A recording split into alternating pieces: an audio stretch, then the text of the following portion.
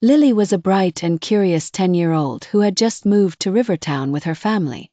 Everything in the new city was different, from the tall buildings to the green parks. Rivertown was bustling with people, and everywhere Lily looked, there seemed to be something happening. كانت ليلي فتاة ذكية وفضولية في العاشرة من عمرها، وقد انتقلت للتو إلى مدينة ريفرتاو مع عائلتها. كان كل شيء في المدينة الجديدة مختلفاً، من المباني العالية إلى الحدائق الخضراء.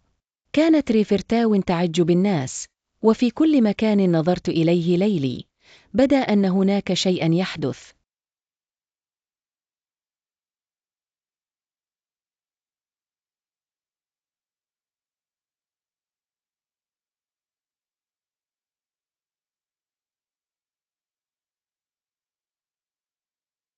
First, Lily felt a bit out of place.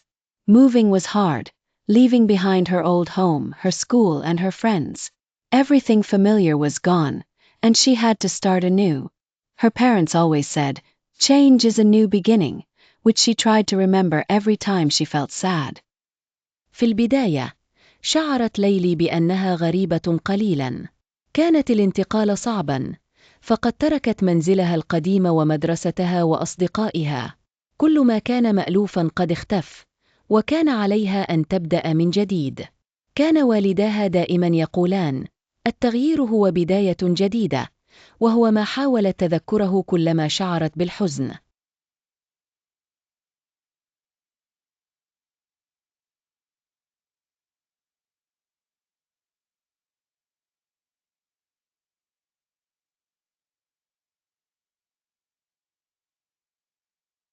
On her first day at school, Lily was nervous. She wore her favorite blue dress and held her backpack tightly. As she entered the classroom, she saw many new faces. Her teacher, Ms. Green, welcomed her warmly. "Class, we have a new student today. Her name is Lily. Let's all be friendly." في أول يوم لها في المدرسة، كانت ليلي متوترة. ارتدت فستانها الأزرق المفضل وأمسكت بحقيبتها بإحكام. عندما دخلت الفصل، رأت العديد من الوجوه الجديدة. رحبت بها معلمتها، السيدة غرين، بحرارة، قائلة: يا صف، لدينا طالبة جديدة اليوم. اسمها ليلي. دعونا نكون جميعاً ودودين.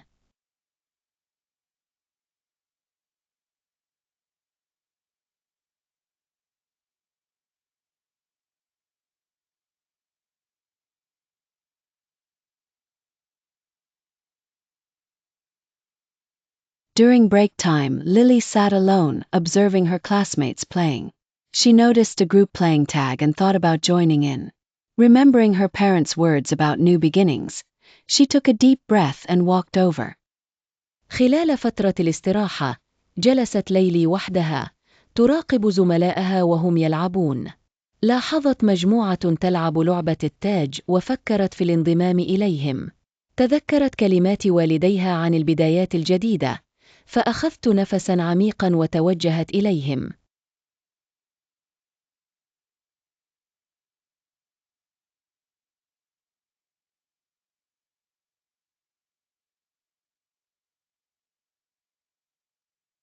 "Hi," she said, her voice a little shaky.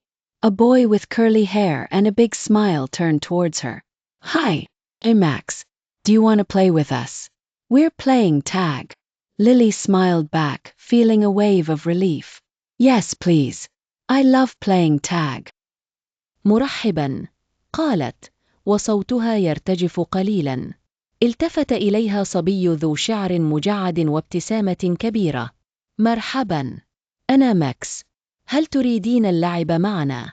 نحن نلعب التاج. ابتسمت ليلي، وشعرت بارتياح كبير. نعم، من فضلك. أحب اللعب في التاج.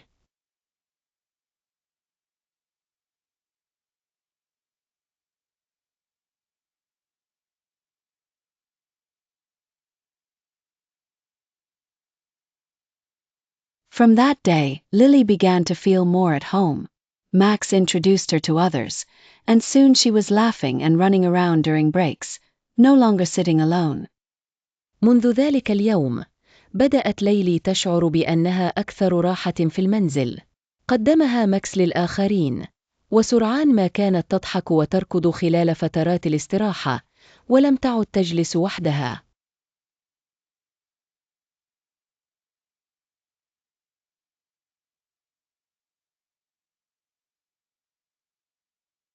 As weeks passed, Rivertown felt less strange. Lily discovered the library near her house and the best ice cream shop with her new friends. She even found a secret spot in the park where she liked to go and think. مع مرور الأسابيع، بدأت ريفرتاو تبدو أقل غرابة. اكتشفت ليلي المكتبة بالقرب من منزلها وأفضل محل آيس كريم مع أصدقائها الجدد، حتى أنها وجدت مكاناً سرياً في الحديقة حيث كانت تحب الذهاب للتفكير.